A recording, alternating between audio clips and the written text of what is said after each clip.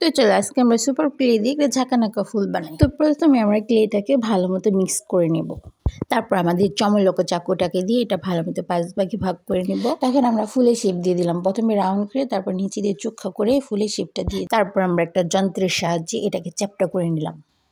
তো আমাদের চ্যাপ্টা করে হয়ে গেছে। এখন আমরা একটার সাথে একটা পাতা লাগিয়ে নেব। তো পাতা লাগানোর পর আমরা একটা বোতলের মুখার মধ্যে এভাবে রেখে দেব যাতে আমাদের এটা রাউন্ড আসে। তো এখন মাঝখানের কলির জন্য আমরা এখানে একটা হলুদ ক্লে দিয়ে তারপরে হলুদ ক্লেটা বসিয়ে নিলাম। তো আমাদের ফুল বানানো হয়ে গিয়েছে। এখন আমরা ডান্ডিটা বানিয়ে নেব। তো সবুজ কালার ক্লে নিয়ে আমরা এটাকে লম্বা করে চ্যাপ্টা করে দিব। তারপরে একটা ঝাড়ুর কাঠির সাহায্যে আমরা এটা ডান্ডিটা বানিয়ে নিব।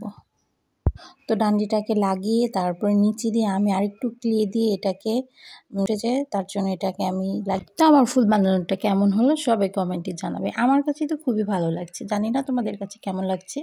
তো আমাকে কমেন্টে জানাও কেমন হয়েছে ফুলটা। আল্লাহ হাফেজ, ভালো থাকবে।